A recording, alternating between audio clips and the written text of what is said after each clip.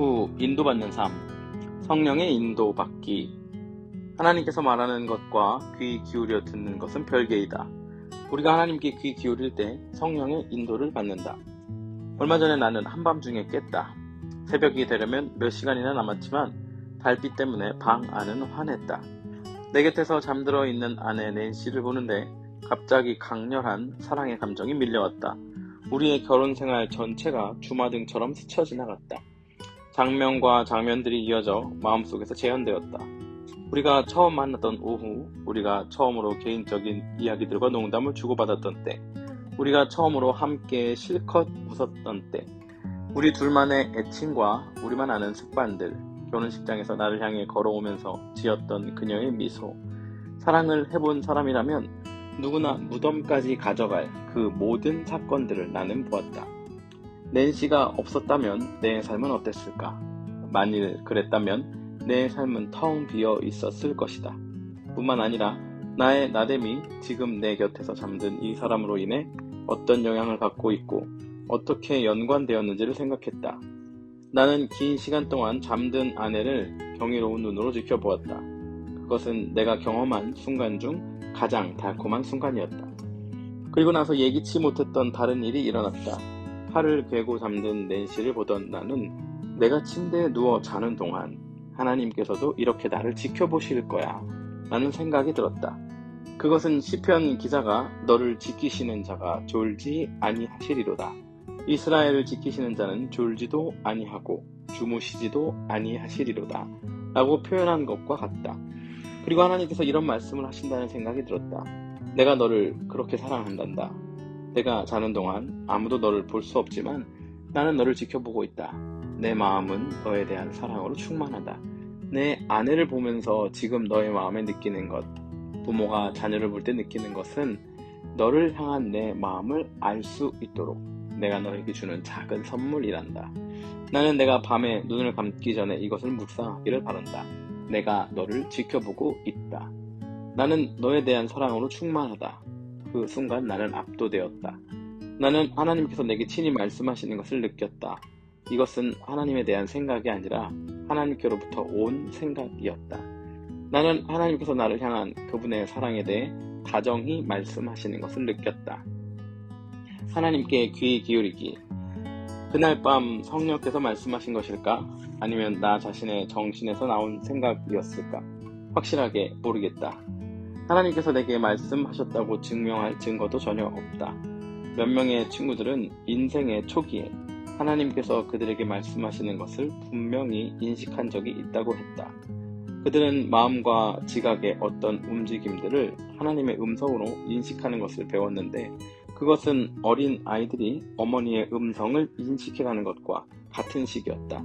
내 친구들에게 그것이 너무나도 자연스러운 삶의 일부였기 때문에 그것에 대해 많이 심사숙고하지도 않았다. 그러나 나는 그런 경험이 없었다. 하나님의 음성을 청각으로 들은 적도 전혀 없고 하나님께서 언제 내게 말씀하시는지에 대한 직관적인 분별력을 갖고 성장하지도 않았다. 사실 그런 사람들을 의심하는 편이었다. 그러나 이제 그런 의심은 좋지 않다고 믿게 되었다. 나는 이제 하나님과 조금이라도 친밀한 관계를 가지려면 때로 하나님께서 내게 직접적으로 말씀하신다는 가능성에 대해 마음을 열어놓아야 함을 깨닫게 되었다. 따라서 나는 이 장에서 우리가 소위 성령의 인도와 깨우치심을 받는 방법을 살펴보려고 한다. 지난 수세기 동안 그리스도인들은 이 현상에 여러 가지 이름을 붙여왔다. 조지 폭스는 그의 일기에서 주님께서 그에게 진리를 열어주셨다고 썼는데 그 의미는 하나님께서 꼭 청각적인 음성은 아니더라도 그의 지각에 직접적으로 말씀하셨다는 것이다. 잔 칼빈은 성령의 내적인 증거에 대해서 말했다. 성 어거스틴은 영혼의 움직임들에 대해 말했는데 그것은 생각, 감정, 갈망 등을 가리키며 사실상 그것은 하나님께서 우리에게 직접적으로 주시는 은사들일 수 있고 하나님께로 더 가까이 우리를 이끌어간다. 이런 깨우치심은 죄의 인식, 하나님의 사랑에 대한 확신 혹은 어떤 행동을 하라는 소명으로 나타날 수 있다.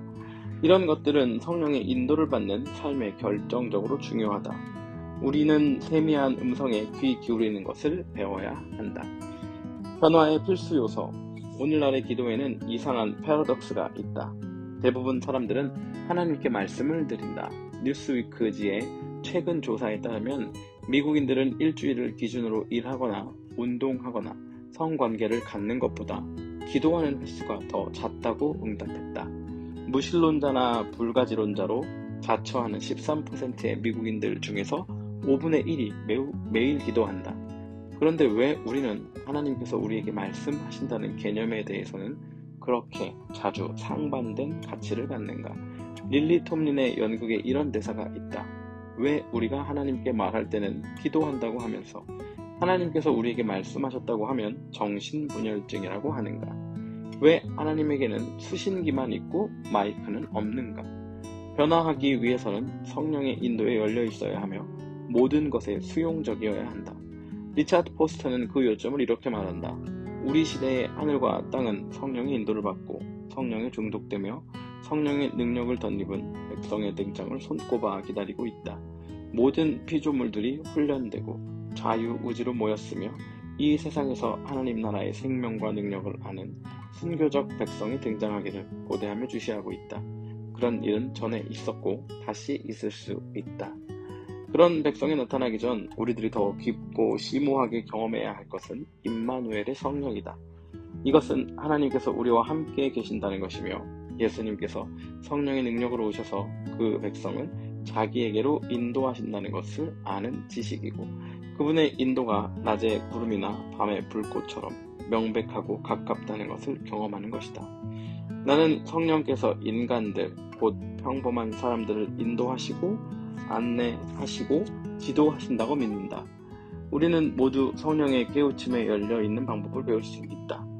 그것은 엘리트나 리더들이나 중요한 사람들만 위한 것이 아니다. 목사나 선교사, 당신보다 더 영적인 사람들만을 위한 것도 아니다. 우리가 갈망한다면 성령께서 우리를 지도하실 수 있고 지도하실 것이다. 영적 방심, 하나님의 임재를 깨닫지 못함. 조지 버나드 쇼의 희극 세인트 조앤에서 등장인물 중 한 명은 아크의 조앤에게 이렇게 물었다.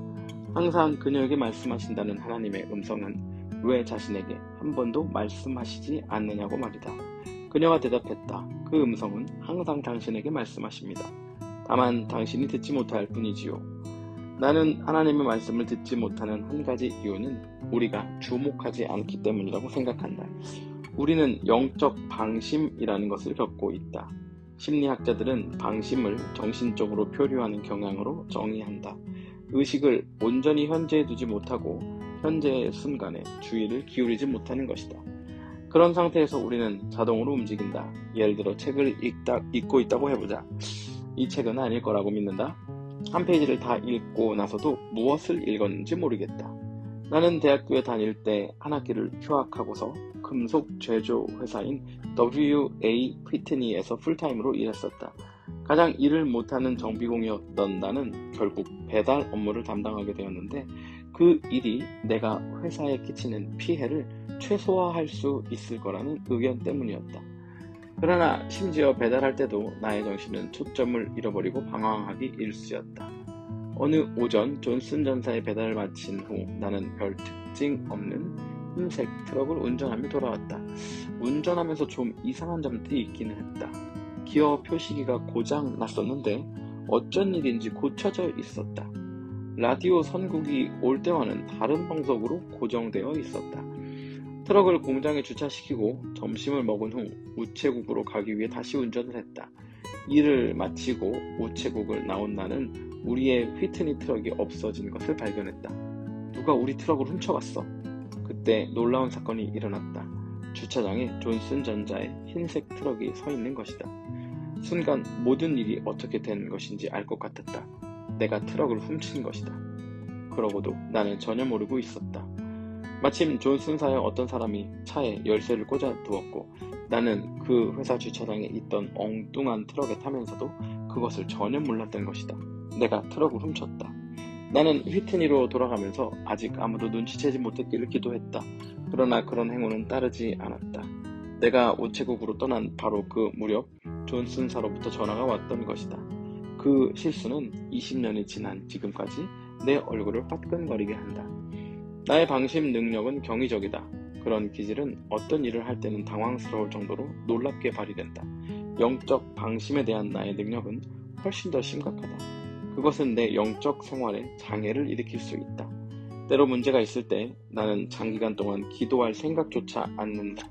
염려하고 고민하고 진땀을 흘릴지라도 기도는 하지 않는다. 얼마 전 예배 중에 나는 내가 예배에 완전히 참여하고 있지 않다는 것을 어렴풋이 인식했다. 내 삶의 한 구석에 죄의 문제가 자리 잡고 있으며 아직 그것을 처리할 준비가 되지 못한 것이다. 단순히 예배의 신용만 하고 있었으며 성령의 임재에 민감하지 않았고 귀 기울이지 않고 있었다. 이때 나는 야곱이 베델에서 느꼈을 감정을 조금 느꼈다. 여호와께서 과연 여기 계시거늘 내가 알지 못하였도다. 야곱은 하나님께 그리고 다른 어떤 사람에게도 귀 기울이지 않았다. 그는 사기꾼이라고 불릴 만한 사람이었고 자신의 계략만을 따랐다. 야곱이라는 이름 자체도 모략가라는 뜻이다. 어느 밤 자고 있는 야곱에게 하나님께서 말씀하셨다. 야곱이 본 것은 사다리가 있고 하나님의 사자들이 거기를 오르락내리락 하고 있는 장면이었다. 그것은 하나님 나라의 비전이었다. 그 순간 하나님께서는 야곱에게 임재하시고 그를 인도하고 보호하겠다고 친히 약속하셨다. 야곱은 떨렸다. 두렵도다 이곳이요. 다른 것이 아니라 이는 하나님의 전이요. 이는 하늘의 문이로다. 야곱은 자신의 영적 방심을 깨닫고 놀라 가슴을 쓸어내렸다. 하나님께서 바로 거기에 계셨고 거기서 말씀하셨지만 야곱은 그 사실을 몰랐다. 야곱은 그 장소를 베델, 곧 하나님의 집이라고 불렀다. 그는 베개로 사용했던 돌을 취하여 기둥과 제단으로 세움으로써 하나님께서 얼마나 가까이 계셨으며 하나님께 귀 기울일 필요가 얼마나 큰지를 기억하려고 했다. 여호와께서 과연 여기 계시거늘 내가 알지 못하였도다. 이 말은 우리가 하는 말일 수도 있다. 우리는 하나님의 임재에 더 민감해지며 인생의 더 많은 순간들에 이는 하나님의 전이요 이는 하늘의 문이로다 라고 말할 수 있기를 바란다. 그렇다면 우리도 제단을 쌓아야 한다. 우리를 각성시킬 자신만의 기둥을 세워야 한다. 때로 나는 들으라 라고 쓴 종이를 운전대 앞에 붙이거나 주머니에 넣고 다니면서 항상 주의를 기울여야 한다는 것을 상기하려고 한다. 또 내가 항상 사무실 잘 보이는 곳에 두는 몇 가지 물건들이 있다. 그것들은 내가 하나님의 임재를 깨닫게 해준 물건들이다. 영적으로 너무 쉽게 방심하는 나는 바로 이 순간도 하늘의 문이 될 수 있음을 상기시켜줄 제단이 절실히 필요하다. 하나님께서 어떻게 말씀하시는가? 어떤 사람에게 말을 한다는 것은 그의 생각을 어느 쪽으로 향하게 하는 것이다. 당신은 이 책을 읽음으로써 생각지 못했을 것들을 생각하게 되었을 것이다. 이렇게 당신의 생각은 다른 사람들에 의해 인도된다. 한계를 가진 나는 당신의 생각을 이끌려면 감접적인 수단을 사용해야 한다. 내 생각을 말로 표현하여 당신이 듣거나 읽을 수 있게 하는 등 어떤 물리적 형태로 표현해야 한다. 그러나 하나님께서는 그렇지 않으시다. 하나님께서는 소리나 이미지의 개입에 의존하지 않고 나의 생각을 직접적으로 이끄실 수 있다. C.S. 루이스는 이 개념을 구체화했다.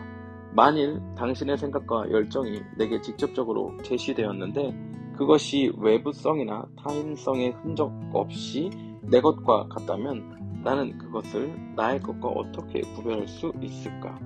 그리스도인으로서 하나님은 사실 외부성의 징후 없이 직접적인 방법으로 나의 의식에 영향을 미친다고 말할 수 있다. 그렇다. 그리고 그 결과는 대부분의 사람들이 그 양자의 존재를 인식하지 못하는 상태로 남는다. 결정적인 요지는 이것이다. 하나님께서 당신에게 말씀하실 수 있고 루이스의 말을 빌리자면 당신의 의식에 영향을 미칠 수 있지만 당신은 그 생각이 하나님께로부터 왔다는 것을 인식하지 못하는 상태로 남을 수도 있다는 것이다. 따라서 하나님께서 우리에게 말씀하셔서 우리의 생각이 하나님의 인도를 받을지라도 우리는 그것이 하나님의 인도라는 것을 모를 수 있다. 사무엘이 아이였을 때 그에게 그런 일이 있었다. 어느 날 밤에 하나님께서 그에게 직접적으로 말씀하셨지만 사무엘은 하나님께서 말씀하고 계시다는 것을 깨닫지 못했다. 그것이 하나님의 음성이라는 것을 깨닫기 위해 그는 대제사장 엘리의 도움을 받아야 했다. 그렇다면 어떻게 그런 안내를 받을 수 있을지 생각해 보기 전에 먼저 그것에 관한 오해를 풀어보자. 하나님의 인도가 아닌 것. 인도는 내부자 특혜 정보가 아니다. 텔레비전 프로그램 중에 이런 것이 있었다. 두 명이 나와 세 개의 문 중에 하나를 고르며 그 문 뒤에 감춰진 큰 돈을 갖는 것이다. 이것은 참가자들에게 정말 큰 돈을 가질 기회가 될 수도 있지만 빈손으로 끝날 수도 있다. 어떤 문 뒤에는 그 프로그램 진행자가 아기 복장을 하고 흔들 의자에 앉아 있기도 하기 때문이다. 이때 참가자들이 절실히 원하는 것은 내부 정보, 즉 어떤 문이 돈과 행복으로 연결될지에 대한 힌트이다. 대부분의 사람들은 영적 인도에 대해 별로 생각하고 있지 않다가 누구와 결혼할 것인가, 어느 집을 살 것인가, 어떤 학교에 갈 것인가, 어떤 직장에 들어갈 것인가 등의 중대 결정에 직면했을 때만 비로소 이것에 관심을 갖는다. 이 사람들이 정말 원하는 것은 인도가 아니다. 최소한 기독교에서 이야기하는 인도라는 용어의 뜻은 그것이 아니라는 말이다. 그들은 단지 내부 정보를 원한다. 어떤 문을 선택해야 할지 알고 싶은 것이다. 어떤 선택이 돈과 행복과 성공으로 인도할지 미리 알기를 원한다. 우리가 하나님의 인도를 정말 원하는지 알기 위한 핵심적인 테스트는 내가 문제나 어려운 일에 직면하지 않았을 때 얼마나 자주 하나님의 인도를 구하는가 라고 질문해보는 것이다. 또 인도를 받기 위한 유용한 방법은 첫째로 직장 선택이나 누구와 결혼할 것인가 등의 외부적인 결정들에 대한 인도를 구하지 않는 것이다. 당신 영혼의 성장을 위한 인도를 구하는 것부터 시작하라. 어떻게 하면 내가 더 진실한 사람이 될까? 내가 아는 사람 중에 영혼이 풍성해질 기도를 가르쳐 줄 수 있는 사람은 누구인가? 무엇을 할 때 나는 지속적인 기쁨 안에서 살 수 있을까? 인도는 영성이나 중요성을 나타내지 않는다. 하나님의 말씀을 듣는다고 해서 특별히 영적이라던가 성숙하다거나 중요하다는 증거가 아니다. 하나님께서는 그분께서 선택하시는 누구와도 소통하실 수 있다. 밀수기의 발람이라는 선지자의 이야기를 이런 종류의 의사소통, 거의 코미디 수준으로 나오고 있다. 발람은 모압 왕인 발락으로부터 이스라엘 백성을 저주하라는 꼬드김을 받는다. 당연히 하나님께서는 그것을 싫어하셔서 발람이 모압으로 갈 때 한 사자를 보내셔서 발람의 길을 막게 하셨다. 이상하게도 그 사자는 발람에게는 보이지 않았지만 나귀는 그의 존재를 분명히 알았다.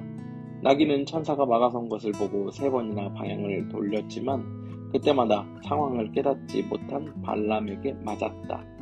마침내 여호와께서 나귀 입을 여시니 발람에게 이르되 내가 내게 무엇을 하였기에 라고 성경은 기록한다. 나귀는 보이지 않는 방문자인 사자에 대해 발람에게 이야기했다. 드디어 발람의 눈이 열려 사자를 보았을 때 만일 나귀가 똑똑해서 몸을 돌이키지 않았다면 사자는 발람을 죽이고 나귀는 살렸을 것이라고 말한다. 그 사건에 대해 나귀가 우리들처럼 반응했다고 상상해보자. 그 나귀가 자기의 우월한 영적 통찰의 기고만장에 마국간으로 돌아가서 선지자도 모든 사자의 임재를 내가 분별할 수 있었어 라고 말했다고 가정해보자. 만일 그 나귀가 우쭐해져서 자기를 다른 네발 짐승보다 영적으로 우월한 계급으로 여겼다면 어땠겠는가? 웃음거리가 됐을 것이다. 인도를 구하는 것은 수동적인 것이 아니다. 새로운 직업을 구하는 것이 좋을지 궁금할 때가 있다. 어떤 사람이 어떤 일자리에 관심이 있었지만 그 일자리를 구하지 않기로 결정했다. 그 이유는 만약 노력하지 않았는데도 그 일자리를 얻는다면 그것이 바로 하나님의 뜻이라는 신호라고 가정했기 때문이었다. 이런 식의 추론이 갖는 문제는 우리의 수동적인 태도로 일어나는 모든 결과가 하나님의 뜻이라고 가정하는 것이다. 이것은 분명 진실이 아니다. 고속도로 한가운데 앉아서 나는 움직이지 않을 거야. 나는 여기에 그냥 앉아 있을 거야. 만일 내가 차에 치이지 않는다면 나의 육신으로 한 일이 아니라 하나님께서 하신 일이라는 것을 알 수 있어 라고 말해보라. 그런 행동은 어리석다고 할 것이다. 넓게 말해서 하나님께서 사람들을 그분의 형상대로 창조하셨다는 것은 수동적으로 만드셨다는 것이 아니다. 하나님은 수동적인 분이 아니시다. 중요한 결정에 직면했을 때 우리는 기도하고 인도를 구하고 또한 판단력과 지혜와 주도성과 선택과 책임을 실행해야 한다. 인도는 위험의 감수를 거부하는 방편이 아니다. 때로 우리는 인도보다 위험의 감수를 피하기를 더 원한다. 결정을 내린다는 것은 외로운 일일 수 있다. 아주 작은 결정을 하는 것조차 불안해하기도 한다. 우유부단한 사람이 여러 가지 메뉴를 놓고 고민하고 웨이터가 옆에서 조급해하는 것을 보면 선택과 위험 부담에 따르는 긴장을 알 수 있다. 하나님의 인도는 인도를 받음으로써 결정하고 위험을 감수하는 과정을 피하라는 것이 아니다. 하나님께서는 훌륭한 판단력을 개발하시기를 원하시는데 선택과 위험의 과정을 거치지 않고서는 그것을 개발할 수 없다. 부모는 자녀들을 성숙하고 건강하고 책임질 줄 알고 과단성 있는 성인으로 키우기 원한다. 그렇다고 자녀들이 무슨 옷을 입을지, 무엇을 먹을지, 무슨 수업을 들을지, 누구와 데이트할지 등 이것저것을 모두 가르쳐주고 직접 결정해준다면 그 자녀가 어떻게 성숙한 성인이 될 수 있겠는가? 하나님께서 우리를 인도하시는 목적은 올바른 행동을 위한 것이 아니다. 우리가 올바른 종류의 사람들이 되도록 돕는 것이다. 의사결정을 통해 인성이 형성된다. 생각하고 여러 선택 사안들을 이리저리 재보는 법을 배우고 진짜 가치 있게 여기는 것이 무엇인지 발견하고 선택에 대한 책임을 진다. 하나님께서는 우리가 로봇이 아닌 사람이기를 원하시는데 그 의미는 우리에게 의사결정권이 있다는 것이다. 성령의 인도 추구하기. 위의 모든 것들이 인도가 아니라면 우리는 성령의 인도를 어떻게 추구할 수 있는가? 성령께 늘 귀 기울여라. 토머스 켈리는 이렇게 했었다. 정신세계의 질서를 한 번에 여러 수준에서 가다듬는 방법이 있다. 한 수준에서는 외부적 업무의 모든 요구사항들을 생각하고 토론하고 보고 계산하고 충족시킬 수 있다. 그러나 내면 깊이 보이지 않는 뒤편의 깊은 수준에서 우리는 기도하고 앙모하며 노래하고 예배하며 하나님의 숨결을 부드럽게 받아들일 수 있다. 그런 민감한 감수성이나 정신세계의 질서를 한 번에 여러 수준에서 이루어내는 것은 우리가 배울 수 있는 기술이다. 예를 들어 내일 중요한 결정을 할 것이 있다면 잠깐 멈추어 지혜를 간구할 수 있다. 예상치 못한 시간이 생겼다면 잠깐 동안 하나님께 이렇게 물어볼 수 있다. 제게 시키실 일 있으세요? 그리고서 잠시 귀 기울인 다음 어떤 성령의 깨우치심이 없다면 보기에 가장 지혜로운 일을 하면 된다. 내일 어떤 사람을 만나야 한다면 성령께 제가 이 사람을 어떻게 대해야 합니까? 저를 통해서 말씀하시거나 역사하시기 원하십니다. 라고 내적으로 물어볼 수 있다. 우리는 정말 그렇게 할 수 있다. 이런 종류의 경청은 지난 수세기 동안에 그리스도의 제자들에게 매우 중요한 것이었다. 우리도 실험을 해보자. 이번 주 동안 사람들을 대할 때 성령의 깨우치심에 귀 기울여 보라. 사람들의 말을 들을 때 성령께서 무엇이라고 말씀하시는지 들어보라. 그러면 성령께서 당신을 인도하셔서 예수님께서 당신의 자리에서 사람들에게 하셨을 일을 하게 하실 것이다. 끊임없이 응답하라. 하나님의 뜻에 응답하기로 결심한 사람들에게만 인도를 해주시는 것은 타당하다. 응답의 시작은 성경에 나타난 하나님의 분명한 인도에 순종하는 것이다. 나의 대학교 친구 중 한 명은 그의 여자친구와 2년 동안 성관계를 가졌었다. 졸업이 가까워지자 그는 결혼에 대해 고민했다. 이 여자와 결혼하는 것이 하나님 뜻일까? 라고 그는 물었다. 내 친구는 인도를 정말 원한 것이 아니었다. 그는 이미 성경을 통해 성행위에 대한 분명한 안내를 받았지만 거기에는 조금의 관심도 없었다. 단지 그가 알고자 했던 것은 그 여자가 그 인생의 당첨 상품일지 혹은 다른 문 뒤에 더 좋은 곳이 있어 더 기다려야 할지였다. 하나님의 나라를 먼저 구하는데 헌신한 삶이 그 배경이 될 때야 하나님의 인도를 구하는 것이 타당성을 갖는다. 하나님의 인도는 예수님께서 우리의 자리에 계셨다면 사셨을 모양대로 살라는 것뿐이다. 우리에게 커다란 미국 지도가 있더라도 그 지도를 보기 전에 먼저 미국에 어디를 가고 싶은지 결정해야 한다.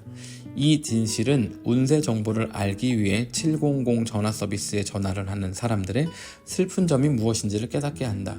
그들은 그날의 운수 대통만을 찾으려 하고 도덕적 인도에는 관심이 없다. 점쟁이가 전화를 건 사람에게 당신이 도심 빈민가에 사는 사람들에게 가졌던 인종차별주의와 무관심을 회개해야 합니다. 라고 말하는 일이 드물 테니 말이다. 프랭크 로바흐는 그의 삶을 하나님께서 인도하시는 음성을 듣는 실험의 장으로 삼았다. 그는 1분 게임이라는 것을 했는데 그것은 그의 생각을 끊임없이 성령께로 되돌릴 수 있는지 알아보는 게임이었다. 그는 순종과 인도의 상관관계에 대해서 이렇게 썼다. 하나님의 뜻을 발견하고 그 뜻을 내 안의 모든 세포가 거부하더라도 실행하고 내 속의 전투에서 승리하겠다고 철저하고 정직하게 결심하고 다시 결심할 때까지 나는 산 것이 아니었으며 절반은 죽은 몸이었고 썩은 나무 둥지에 불과했다. 그러나 그렇게 했을 때 깊은 우물이 나의 영혼 속에서 터져 나오는 것만 같았다. 돈, 명예, 빈곤, 적대 이것들은 전혀 차이가 없다. 왜냐하면 1000년 후에는 모두 똑같이 잊혀질 것들이기 때문이다. 그러나 끊임없이 순종하는 정신 속에 솟아오르는 이 영은 시간을 초월하는 생명이다. 때로 우리는 하나님의 음성을 소멸시키거나 억누른다. 얼마 전 나는 어떤 사람을 재정적으로 도우라는 인도를 받은 것 같았지만 아무것도 하지 않았다.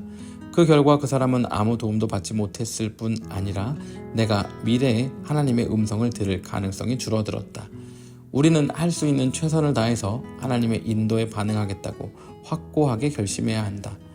짧은 편지를 쓰거나 전화를 하라는 깨우치심을 느끼거든 우리는 거기에 철저히 따라야 한다. 다른 사람들의 말에 성령의 음성이 있다. 하나님께서는 우리에게 말씀하실 뿐 아니라 우리를 통해서도 말씀하신다. 성경에는 하나님의 메시지가 매개자인 인간을 통해 전달되는 이야기들로 가득하다. 화자가 그것을 인식하지 못하는 경우들도 있다. 모세로부터 바울에 이르기까지 하나님께서는 자주 내가 내 입과 함께 있어서 할 말을 가르치리라 라고 말씀하셨다. 예수님께서는 제자들에게 환난의 때에 마땅히 할 말을 성령이 곧 그때 너희에게 가르치시리라 라고 약속하셨다. 바울도 우리가 성령의 인도를 받아 서로 지혜로 말해야 한다고 했다. 한 번은 하나님께서 로레인이라는 친구를 통해 아주 특별한 상황 속에서 내게 말씀하셨다고 나는 믿는다. 내가 로레인을 처음 만났을 때 60을 훌쩍 넘었던 그녀는 머리카락 많은 신부였을 때처럼 다갈색이었다. 그녀는 불타는 학구열을 가지고 있었다. 육체가 정신을 담는 그릇이듯이 그녀의 집은 그녀의 책을 보관하는 장소였다. 그녀는 배우기를 좋아하는 것만큼이나 가르치는 것을 좋아했고 그녀가 가르치는 성경 강의에는 수백 명의 사람들이 모여들었다. 아이작 뉴턴이 말년에 쓴 모호한 주석을 연구한 그녀는 그것을 통해 요한계시록을 푸는 열쇠를 가졌다고 확신하는 듯했다. 그 친구는 나의 참된 소명이 설교하는 것이라고 내게 이야기해주던 초창기 사람들 중에 하나였다. 로레인은 남편을 제외한 모든 사람들의 호칭으로 허니를 사용했다. 자, 허니, 당신의 다른 것을 해서는 안 돼요. 하나님께서 당신을 설교하도록 만드셨으니 다른 것을 하면 행복하지 않을 거예요. 시간이 걸리기는 했지만 결국 나는 로레인의 말이 옳다고 결론 내리게 되었다. 나는 전임 설교자가 되기 위해 이사를 했고 그 후 우리는 연락이 두절되었다. 몇 년이 지난 후 나와 가족은 로레인과 함께 다니던 교회를 방문하게 되었다. 로레인은 교회에 출석하고 있지 않았다. 그녀는 뇌졸중으로 쓰러져 침대에서만 생활하고 있었다. 그녀의 생명이 서서히 이울어가고 있었다. 로레인 집을 방문하는 것이 마음 아프기도 하고 기쁘기도 했다. 그녀는 침대에 누워 있었고 남편인 너는 그 옆에 앉아 있었다. 그렇게도 많은 사람들에게 기쁨이 되었던 그녀의 정신은 더 이상 주인의 뜻대로 반응하지 않았다. 책꽂이에 꽂힌 책들은 장식품으로서 외에는 아무 값어치가 없었다. 낸시와 나는 그녀와 이야기를 나눠보려 하였고 로레인은 접속이 되지 않는 기억을 돌이키려 애썼지만 할 수 없었다. 그녀는 우리 부부가 누구인지도 몰랐다. 그녀의 언어는 모호한 중얼거림과 불확실한 끄덕임 뿐이었다. 그녀의 분명한 반응이 없는 가운데 최선을 다해 대화한 우리는 떠나기 위해 일어섰다. 낸시는 이미 문 밖으로 나가고 나는 문턱을 넘어서고 있었다. 그때 로레인의 음성이 들렸다. 이번에는 진짜 그녀의 음성이었다. 우리가 알던 로레인의 목소리와 똑같았다. 주안 오트버그, 그녀가 나를 불렀다. 행복해요? 예. 너무 놀란 나는 대답하는 것 외에 다른 것은 하지 못했다. 예, 정말로 행복합니다. 좋아요. 그녀가 말했다. 하나님께서 당신을 설교하도록 만드셨으니 당신은 설교할 때 기쁨이 충만할 거예요, 허니. 그러고 나서 로레인은 다시 베개에 머리를 파묻었고 지친 모습으로 되돌아갔다. 로레인은 우리가 그때 중대한 결정을 앞두고 있었으며 기쁨에 대해 한 그녀의 이야기가 얼마나 큰 도움이 됐는지 알지 못할 것이다. 곧 한 가지 선택이 어떤 면에서 더 어렵긴 하지만 훨씬 더 큰 기쁨을 줄 것이라는 것이 분명해졌다. 내가 최선으로 분별해 보기에는 하나님께서 거의 말도 못하는 한 친구를 통해 우리에게 말씀하셨다. 초대교회에서 신자들은 함께 모여서 그들의 선택을 하나님께서 인도해 주시기를 간구했으며 그것은 오늘날에도 그리스도인들 가운데 여전히 널리 행해지는 관습이다. 워싱턴에 있는 구주교회 교인들은 소명 밝히기라는 것을 하는데 그것은 어떤 사람이 중요한 결정을 앞두고 있을 때 한 그룹의 신자들이 함께 모여서 인도를 위해 기도하는 것이다. 우리가 재정, 관계, 일에 대한 지혜가 필요할 때 믿음의 공동체 사람들과 함께 소명을 밝힐 수 있다. 작은 일들 속에서 듣는 연습하기.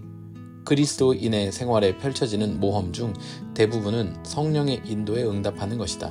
그런데 이 인도는 중대한 결정들에만 국한된 것이 아니다. 그 인도는 지속적인 연습을 통해 주로 배울 수 있으며 때로 하나님께서 작은 세부 사항들에도 자비로운 관심을 베푸신다는 사실을 내포한다. 어느 날 간선도로를 달리는 도중에 나는 다이어리가 없음을 깨달았다. 짐을 내리는 동안 다이어리를 차의 지붕 위에 두었다가 그대로 그곳에 놓고 달리기 시작한 것이다.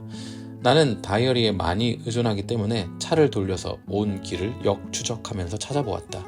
일부분만 겨우 찾을 수 있었는데 그나마도 몇 개의 주소만 건질 수 있었고 나머지 노트는 사라지고 없었다. 절박한 심정으로 서 있는데 차 한 대가 경적을 울리며 내 쪽으로 달려오고 있었다. 그녀는 나의 다이어리를 흔들고 있었다. 그녀는 창문을 내리고 다이어리를 넘겨주며 말했다. 여기서 이걸 주웠어요. 몇 블록 가다가 다시 이곳으로 돌아와 주인을 찾아봐야 한다는 느낌이 들었어요. 제 말이 이상하게 들릴지 모르겠지만 저는 그리스도인이에요. 그리고 하나님께서, 즉 성령께서 그런 생각을 주셨다고 믿어요. 당신은 성령을 믿으세요? 그분을 믿느냐고요? 아가씨, 저는 그분을 위해 일한답니다. 라고 나는 대답했다. 성령께서 정말 그녀에게 그렇게 하라고 하셨을까? 나는 잘 모르겠다. 평범한 사람들이 하나님께서 말씀하셨다고 하면 많은 사람들은 매우 염려한다. 나 자신도 그런 개념을 염려하기는 마찬가지다. 이 개념은 종종 오용되어 왔다. 남자에게 별 관심 없는 여자에게 우리가 데이트하는 것이 주님의 뜻이라고 생각하오 라고 말하는 남자는 없다. 목사들은 때로 이 책략을 예방책으로 사용하기도 한다. 사역에 대해 비판을 미리 좌절시키거나 교회 건축 프로그램에 참여하도록 하기 위해 여호와께서 말씀하시니라 라는 권위를 사용하는 것이다. 여기에는 의문을 제기하기 어려운 상황을 만들고 사람들을 자기 뜻대로 조작하려는 엄청난 유혹이 존재한다. 그것은 하나님의 직접적 인도를 너무 쉽게 주장하는 것을 경계할 좋은 이유가 된다.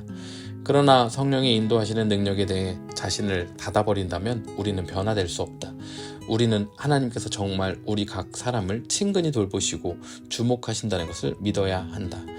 우리가 기도를 드리는 하나님께서는 말씀으로 세상을 창조하셨고 선지자들과 제사장들과 왕들과 의사소통하셨으며 이 아들은 말씀이 육신이 되셨다고 말씀하시는 분이라면 우리는 때로 하나님께서 우리에게 한두 마디를 말씀하기 원하신다는 가능성을 당연히 받아들여야 한다.